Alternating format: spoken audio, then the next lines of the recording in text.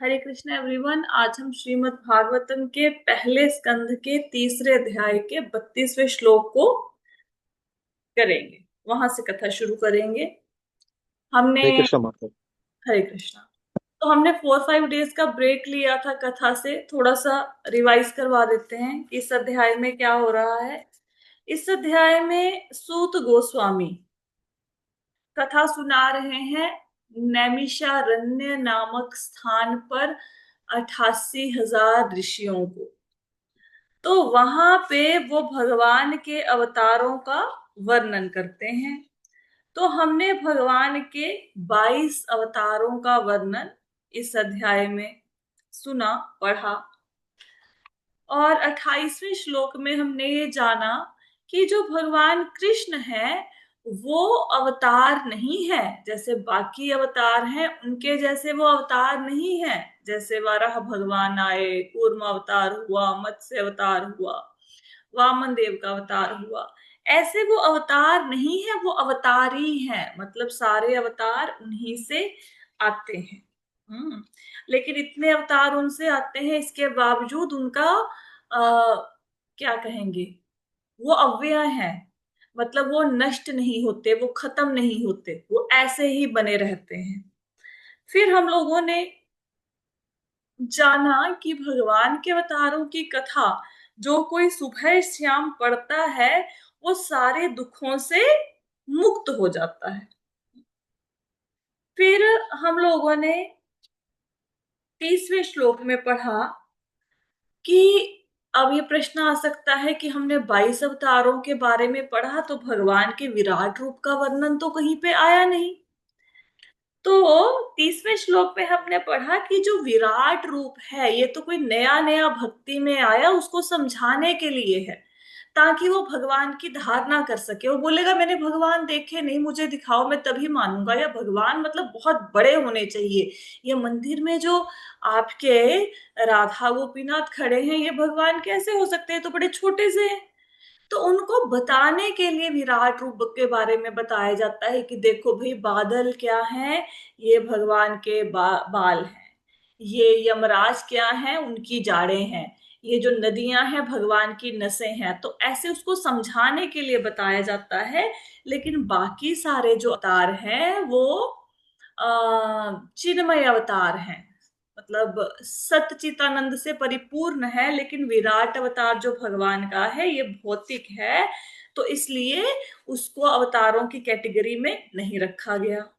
फिर हम लोगों ने 31वें श्लोक में पढ़ा कि जैसे बादल। अच्छा, क्वेश्चन क्वेश्चन है, आकाश का रंग क्या है? बताओ आकाश का रंग क्या है? कोई रंग नहीं है। कोई रंग नहीं है। आकाश कहाँ पे है? प्रकाश सब जगह है। सब जगह है। तो जिस प्रकार आकाश का कोई रंग नहीं है, हम कहते हैं आकाश नीला है। और वायु को हम देख नहीं सकते, वायु धूल के कणों को उड़ा के लेके जाती है। धूल के कण, मिट्टी के कणों को देखकर हम कहते हैं वायु गंदी हो गई। हवा को देख थोड़े ना सकते हैं। तो इस प्रकार हम लोग सोचते हैं कि भगवान का एक विराट रूप है, ऐसी धारणा करते हैं। लेकिन भगवान का जो रूप है वो इससे परे है। ठीक है, ये हम लोगों ने पढ़ा था। विराट रूप की धारणा करने का मतलब हो गया, मैं श्लोका खोल देती हूँ थोड़ा और समझ आएगा। कि कुछ लोग ऐसा कहते हैं कि जैसे ऊपर से लेकर नीचे तक 14 लोग हैं, ये भगवान के शरीर में स्थित हैं। जैसे ब्रह्मलोक भगवान का मस्तक है, पाताल लोक भगवान के चरण है, पृथ्वी जो है भगवान का कमर का भाग है। तो ऐसे भगवान की धारणा करते हैं। तो अगर उनको बोलो भगवान कौन है तो वो बोलेंगे 14 लोग भगवान में समाये हुए हैं। ऐसे विराट रूप के बारे में वो धारणा करते हैं, मन में उसके बारे में सोचते हैं। ठीक है। अब कुछ लोग, अब ये हम नेक्स्ट श्लोक में पढ़ते हैं कि कुछ लोग भगवान के सूक्ष्म रूप की भी धारणा करते हैं। धारणा करते मन में सोचते हैं कि भगवान ऐसे होते होंगे। ठीक है। उसके ऊपर बेस्ड ये श्लोका है, हम श्लोका को पढ़ते हैं। ये श्लोका है, अतः परम यद अव्यक्तम व्यूढ़ गुण ब्रहितमा अदृष्टा श्रुत वस्तुत्वात् असत अत्स जीवो यतर पुनर्भव। अब यहाँ पे क्या बताया गया है? यहाँ पे बताया गया है रूप की इस स्थूल अवधारणा से परे रूप की एक सूक्ष्म धारणा है जिसका कोई आकार नहीं होता, जो अनदेखा, अनसुना और अव्यक्त होता है। जीव का रूप इस सूक्ष्मता से परे है, अन्यथा उसे बार बार जन्म ना लेना पड़ता। अब यहाँ पे क्या बताया गया? यहाँ पे ये बताया गया है, पिछले श्लोक में क्या बताया?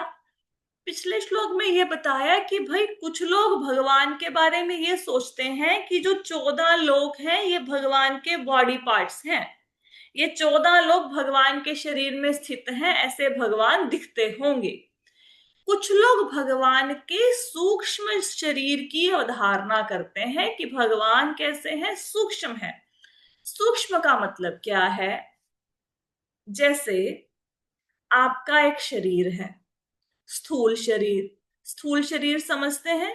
स्थूल शरीर मतलब जो आपको दिखाई देता है, जब आप शीशे के सामने खड़े होते हैं, जो भी आपको नजर आता है, आंख, कान, नाक, बाल, हाथ, पैर, ये सारे आपका स्थूल रूप है जो दिख रहा है। एक होता है सूक्ष्म शरीर। सूक्ष्म शरीर किससे बनता है? वो बनता है मन, बुद्धि और अहंकार से। अब हम स्थूल शरीर को शीशे के आगे खड़े हैं तो देख सकते हैं। क्या सूक्ष्म शरीर को देख सकते हैं? शीशे के आगे खड़े होके क्या आप अपने मन को देख सकते हो? नहीं। बुद्धि को देख सकते हो? नहीं। अहंकार को देख सकते हो? नहीं। लेकिन ये है तो सही ना। अब मैं किसी को पूछूं क्या तुम्हारे पास बुद्धि है, तो व्यक्ति कहेगा ऑफ कोर्स मैं बहुत इंटेलिजेंट हूं, मेरे पास बुद्धि है। तो मैं बोलूं लाओ हाथ पे रख के दिखाओ, तो बोलेगा हाथ पे बुद्धि को रख के कैसे दिखाऊं, बुद्धि दिखती थोड़े ना है ना। तो विराट रूप का जो भगवान की धारणा स्थूल रूप की करते हैं, उनको तो कुछ कुछ मतलब ऐसे मन में सोचते हैं कि विराट रूप ऐसे दिखता है, ठीक है। जो सूक्ष्म रूप है वो तो दिखता भी नहीं है, जैसे आपका मन, बुद्धि, अहंकार नहीं दिखता। अब इसको ये अनदेखा, अनसुना और अव्यक्त होता है। अब जैसे मैं आपको बोलूं ब्रह्मा जी, तो ब्रह्मा जी जैसे ही मैंने बोला तो आपकी आंखों के सामने वो 4 मुख वाले ब्रह्मा जी आ गए, जैसा आपने फिल्मों में देखा। हालांकि ब्रह्मा जी बूढ़े नहीं है, लेकिन वो दाढ़ी वाले बूढ़े ब्रह्मा जी जैसे आपने देखे आपकी आंखों के सामने आ गए। मैंने बोला भगवान भोलेनाथ, तो आपकी आंखों के सामने शिव जी का रूप आ गया। मैंने बोला भगवान कृष्ण, आपकी आंखों के सामने भगवान कृष्ण का रूप आ गया। चाहे आपने रियल में भोलेनाथ के दर्शन नहीं किए, रियल में ब्रह्मा जी के दर्शन नहीं किए, लेकिन सुन सुन के समझ आ गया ना। अब आपको बताया गया कि ब्रह्मा जी के 4 सिर हैं, तो सुनने से समझ आ गया। कई बार सुन सुन के हम रूप का मन में एक फोटो बना लेते हैं, है ना। लेकिन कुछ कुछ रूप ऐसे होते हैं जो अनदेखे, अनसुने और अव्यक्त होते हैं, उनके बारे में ना हम देख कर जान सकते हैं, ना सुनकर, ना ही वो प्रकट होते हैं। इस उदाहरण को एक और तरीके से समझते हैं इस बात को। जैसे मैं आपको बोलूं ओगेंके डेस्का, तो ओगेंके डेस्का क्या होता है बताओ?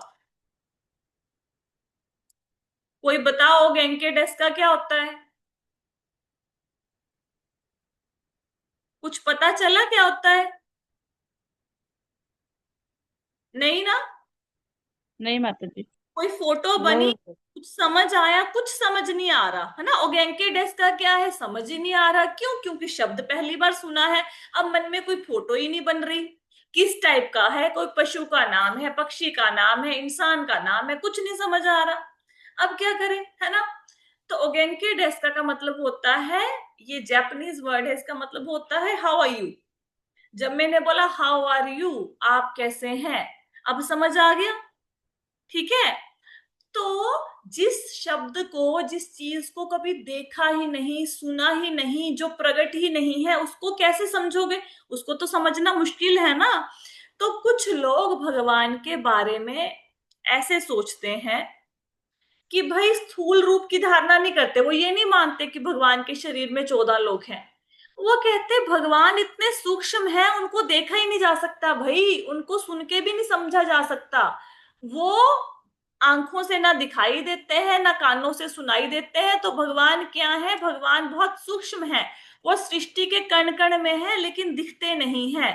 तो ऐसा करके कई लोग भगवान की धारणा करते हैं। भगवान के बारे में उनको बोलो भगवान क्या है, वो बोलेंगे भगवान तो बहुत सूक्ष्म है, वो देखे नहीं जा सकते, वो सुने नहीं जा सकते, वो प्रकट नहीं हो सकते, लेकिन भगवान है। राइट। तो कुछ लोग विराट रूप को भगवान समझते हैं, कुछ लोग भगवान को समझते हैं कि वो बहुत सूक्ष्म है, उनके बारे में देखना सुनना जानना उनको पॉसिबल नहीं है।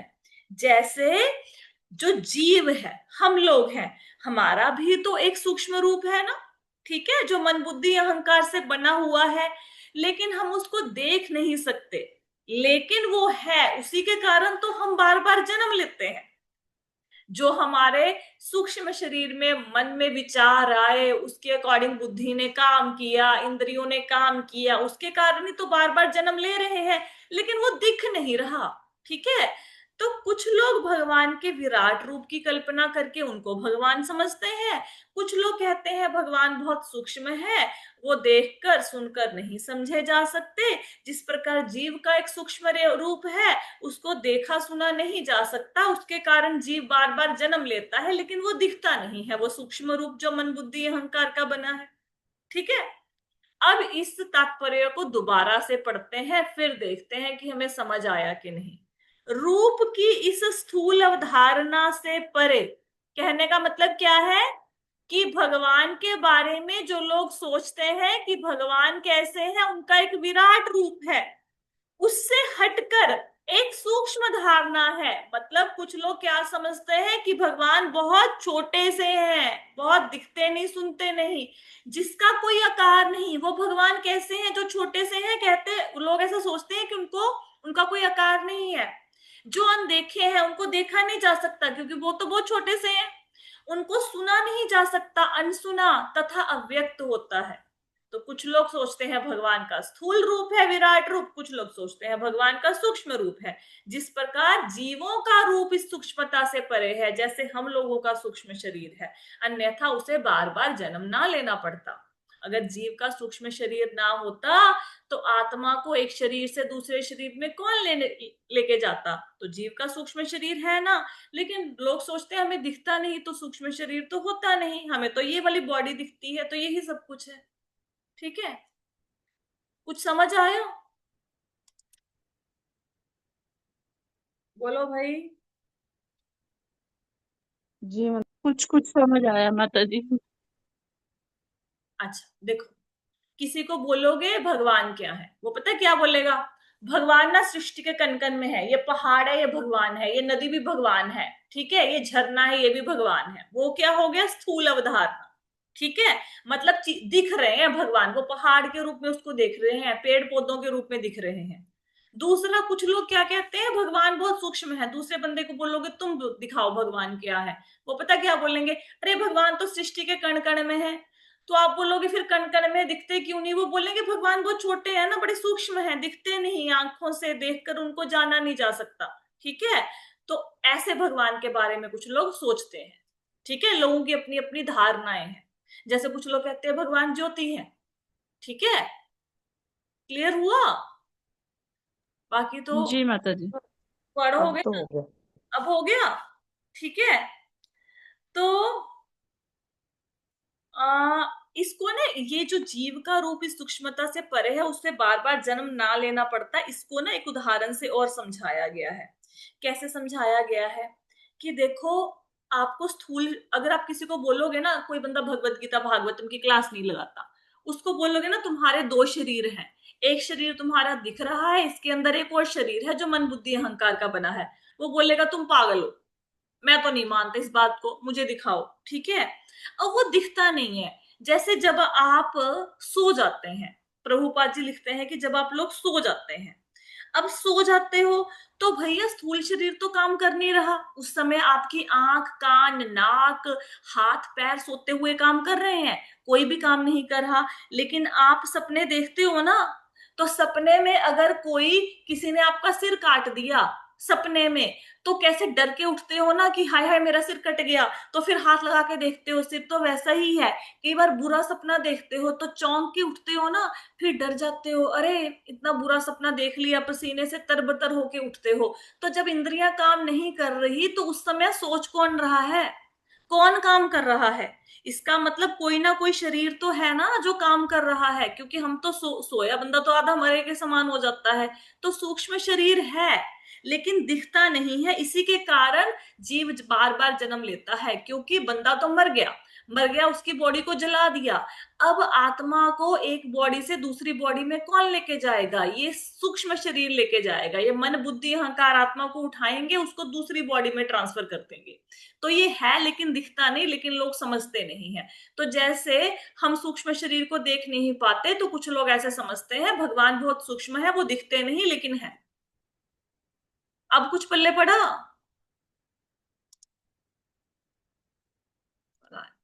अब समझ आया नहीं आया, कुछ बोलेगा नहीं कोई। चलो बाकी खुद से पढ़ोगे तो समझ आ जाएगा, राइट? तो कुछ लोगों ने सोचा भगवान विराट रूप है, भगवान का विराट रूप है, कुछ लोगों ने सोचा भगवान का सूक्ष्म रूप है। ठीक है, अब आगे चलते हैं।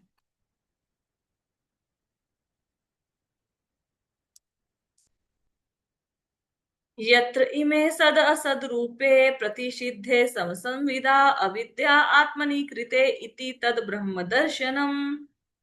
अब कोई व्यक्ति बोलेगा कि भाई ये जो आप बात कर रहे हो विराट रूप का है, जो स्थूल शरीर है, जो सूक्ष्म शरीर है, ये जो आप बातें कर रहे हो, ये जो भगवान है, क्या वो दिखते हैं कभी?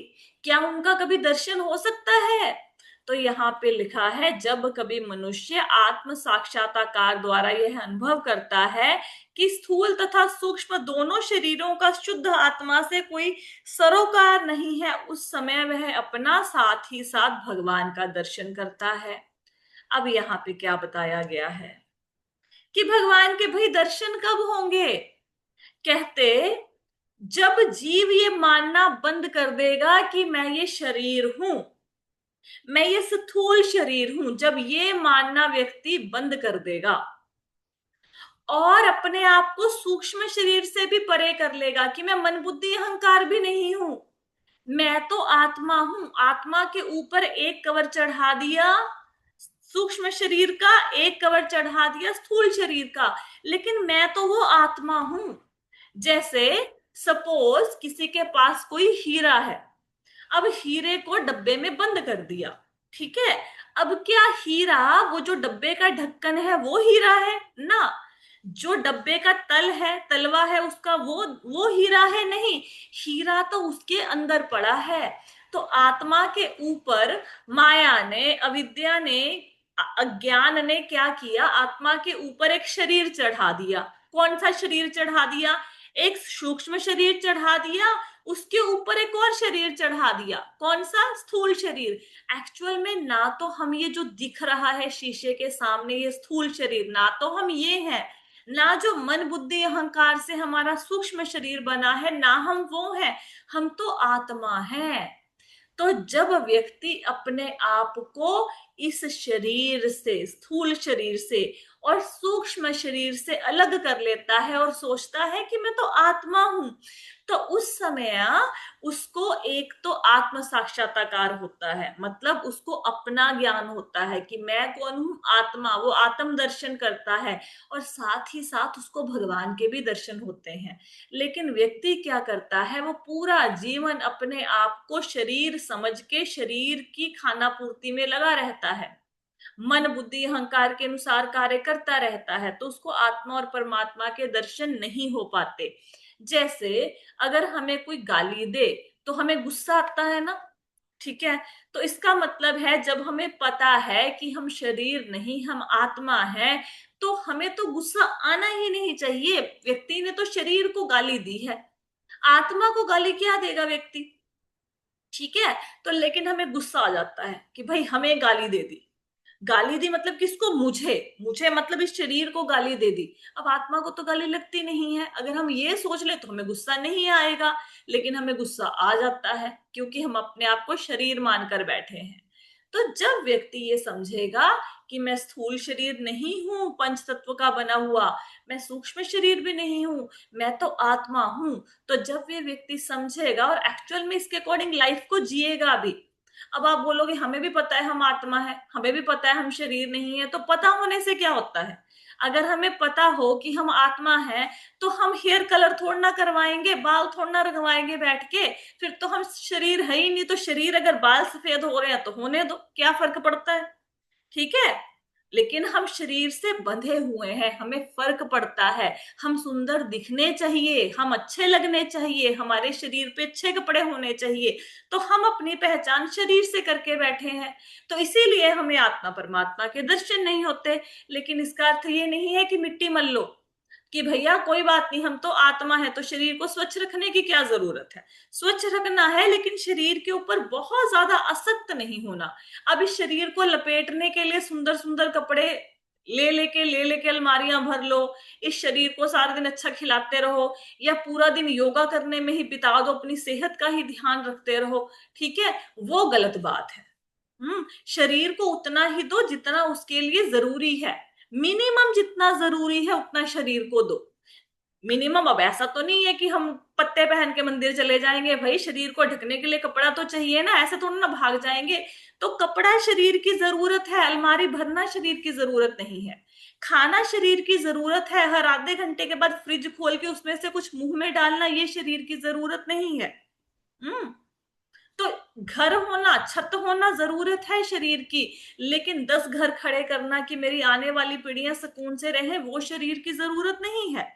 तो जब हम इस प्रकार से कि भगवान ने मुझे शरीर दिया, मैंने इस शरीर से भगवान की भक्ति करनी है, तो इसमें खाना डालना पड़ेगा। अब आपने यहां से दिल्ली तक गाड़ी में जाना है तो गाड़ी में पेट्रोल तो डलवाना पड़ेगा ना, नहीं तो दिल्ली तक कैसे पहुंचोगे। लेकिन अगर आप हर 10 मिनट के बाद गाड़ी से उतर के गाड़ी पे कपड़ा मारना शुरू कर दो, उसका शीशा साफ करना शुरू कर दो, है, फिर बैठ जाओ, फिर 10 मिनट गाड़ी चलाई, फिर उतर के शीशे पे कपड़ा मारना शुरू कर दिया, गाड़ी धोनी शुरू कर दी, ऐसे दिल्ली कैसे पहुंचोगे? तो मिनिमम जरूरत है जो गाड़ी की वो पूरा करो। गाड़ी को साफ किया, पेट्रोल डलवाया, अब जाके देखेंगे दिल्ली। ठीक है। तो बहुत ज्यादा कंसंट्रेट नहीं करना है बॉडी पे, जितना मिनिमम जरूरतें हैं उनको पूरा करो और उस शरीर से भगवान की प्राप्ति का प्रयत्न करो। ये समझो ये शरीर क्या है, ये इंस्ट्रूमेंट है भगवान को प्राप्त करने के लिए हमें दिया हुआ। तो इस प्रकार जब व्यक्ति समझता है कि मैं शरीर नहीं मैं आत्मा हूं, तो उसको आत्म साक्षात्कार होता है, वो अपनी आत्मा के भी दर्शन करता है और भगवान के भी दर्शन कर पाता है। समझ आया श्लोका? जी माता जी। अगर नहीं भी समझ आया तो यूट्यूब पे सुन लेना फिर से। आगे चलते हैं। यद एषौ परता देवी माया वेशारदी मति संपन्न एविति एवेति विदुर्मन एव महिमिनी स्वमहीयते।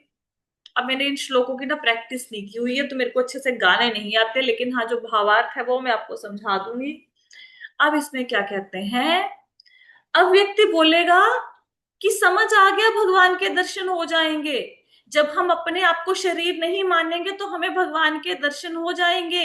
लेकिन माया का क्या करें? जो ये माया ने हमारे ऊपर ये शरीर की परतें चढ़ा रखी हैं, जो माया का हमारे ऊपर प्रभाव है, ये भगवान के दर्शन कब होने देगी? माया हमारा पीछा छोड़ेगी नहीं तो हम भगवान के दर्शन कैसे कर पाएंगे? तो कहते हैं यदि माया का शमन हो जाता है और यदि भगवत कृपा से जीव ज्ञान से संपन्न हो जाता है तो उसे तुरंत आत्म साक्षात्कार का प्रकाश प्राप्त होता है। वह अपनी महिमा में प्रतिष्ठित महिमा मंडित हो जाता है। तो यहाँ पे क्या बताया गया है?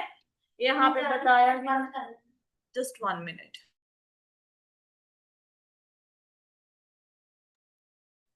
हरे कृष्णा। तो यहाँ पे क्या बताया गया है? देखो, ये जो माया है, माया को हटाना तो बड़ा मुश्किल है, ठीक है, लेकिन अगर भगवान की कृपा हो जाए, भगवान देखते हैं कि भाई ये जो जीव है ना, ये सचमुच मुझे पाने का प्रयास कर रहा है। हम्म तो भगवान माया को आदेश देंगे कि ये भक्त जो है मुझे मान पाने का प्रयास कर रहा है, तुम अपना जो पर्दा है माया का इसके ऊपर से हटाओ ताकि ये मेरे पास आ जाए।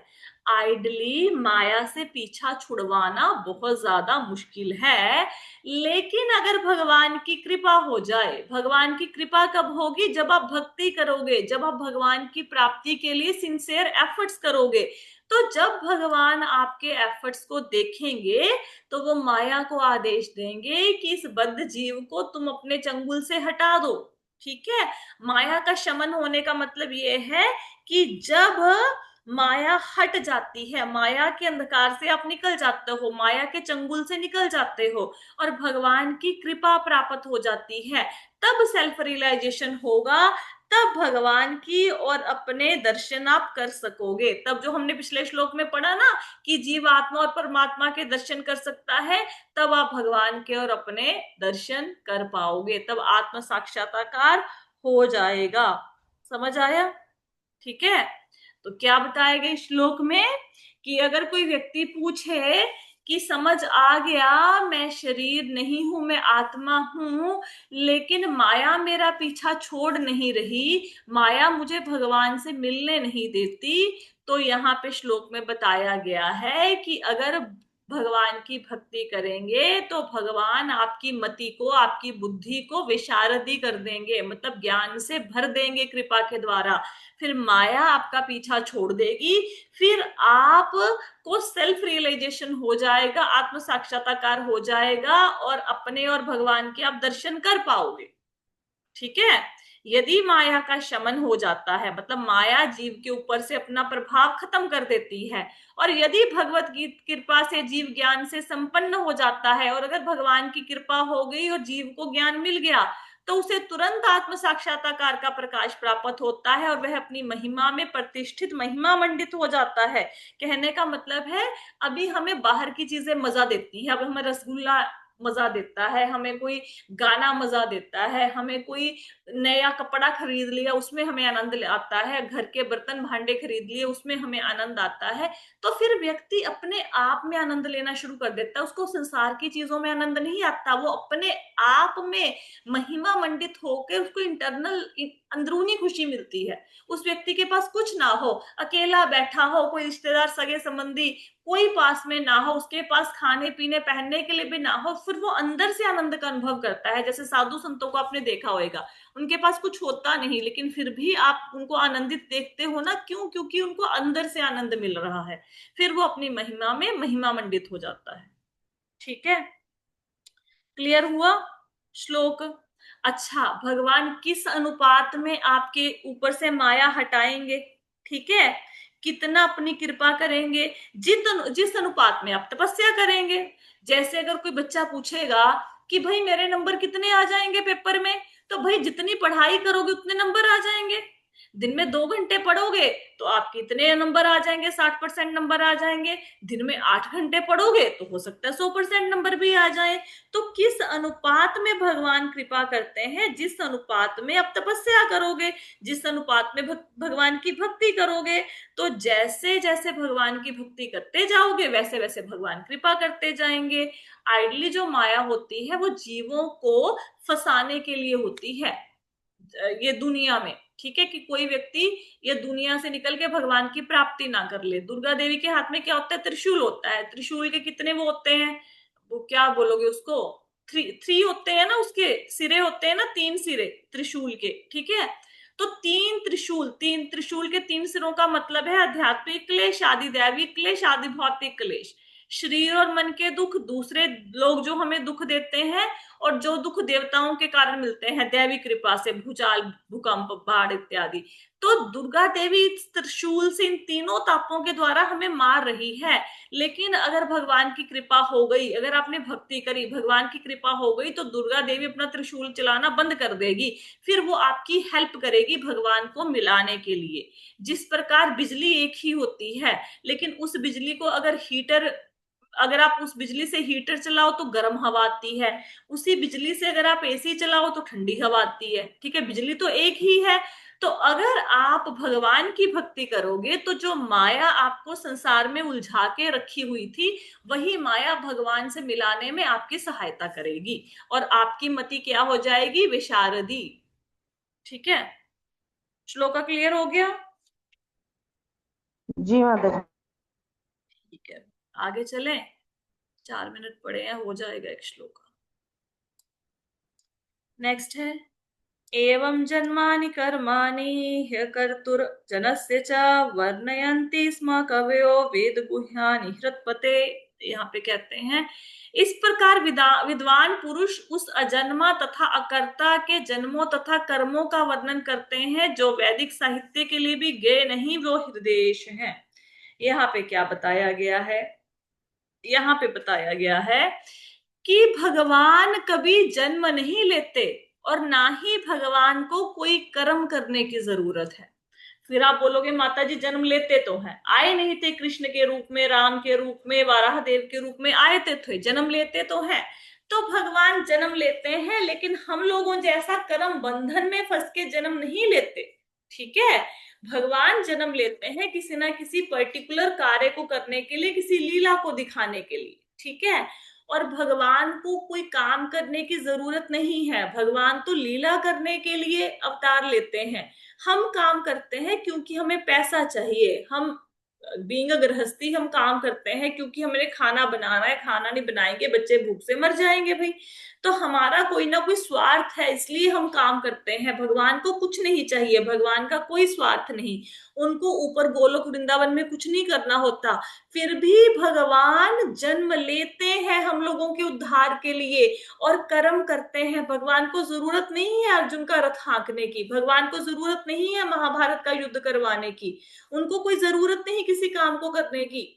लेकिन फिर भी वो कर्म करते हैं। क्यों करते हैं? ताकि हमारे सामने आदर्श प्रस्तुत हो। अगर भगवान कर्म नहीं करेंगे तो हम लोगों के आगे क्या आदर्श प्रस्तुत होगा? कि भगवान ने कर्म नहीं किए इसलिए हम लोग भी निठल्ले बैठ जाएं।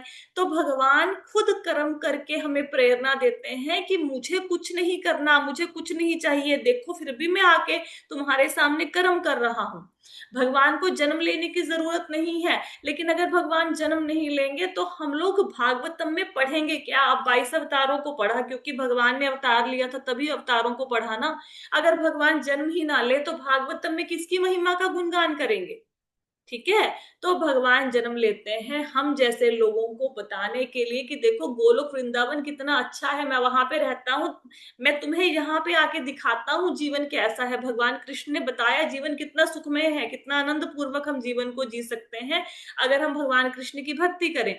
लेकिन कुछ लोग ये समझते नहीं है। तो भगवान उदाहरण प्रस्तुत करने के लिए, हम जीवों को अपनी लीलाओं से आकर्षित करने के लिए, ताकि हम उनकी लीलाओं के प्रति आकर्षित होकर हमारे मन में हो कि हमें भी भगवान के धाम में जाना है, वहां रोज रोज हमें ऐसी लीलाएं देखने को मिलेंगी।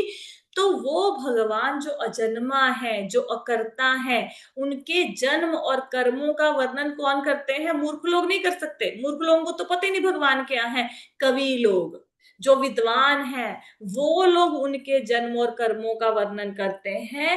हालांकि वैदिक साहित्य के लिए भी जो भगवान है, उनके लिए भी भगवान गए नहीं है। अगर कोई व्यक्ति वेदों को पढ़ेगा तो वेदों को पढ़कर भी भगवान समझ नहीं आएंगे। वेदों का भी सबसे मतलब डीपेस्ट नॉलेज जो है, जो गुह्य, जो रहस्यमयी नॉलेज है, वो भगवान से रिलेटेड है। वो भगवान हृदय के स्वामी है, लेकिन वो हर एक को समझ में नहीं आते। विद्वान पुरुष उनका वर्णन कर सकते हैं, मूर्ख लोग उनका वर्णन नहीं कर सकते। वैदिक साहित्य के पढ़ने वालों को भी भगवान नहीं पता। किसी व्यक्ति ने वेदों को पढ़ लिया, जरूरी नहीं उसको पता लग जाए कृष्ण भगवान है ना। ये जब विद्वान जन उनकी महिमा का गान कर सकते हैं, मूर्ख लोग उनकी महिमा का गान नहीं कर सकते। भगवान अजन्मा है फिर भी जन्म लेते हैं, भगवान अकर्ता है फिर भी कर्म करते हैं, तो उनके जन्म और कर्म दिव्य हैं, जिसको सिर्फ कवि लोग, विद्वान लोग गा सकते हैं। ठीक है, और भक्त लोग ही समझ सकते हैं, बाकी लोगों के बस की बात नहीं है भगवान के जन्म और कर्मों को समझना। क्लियर हुआ श्लोका? जी माता जी। ये जो श्लोका है ना, अभी जो मैंने आपको बताया था कि अभी जो श्लोका चल रहे हैं ये थोड़े फिलोसफिकल हैं, इसको थोड़ा ध्यान से सुनोगे तब ये समझ आएंगे। एक दो बार यूट्यूब पे सुन लेना अगर नहीं समझ आया। तो कल हम 36 श्लोका जो है वहां से कथा को शुरू करेंगे। कोई प्रश्न है आज की कथा में किसी का?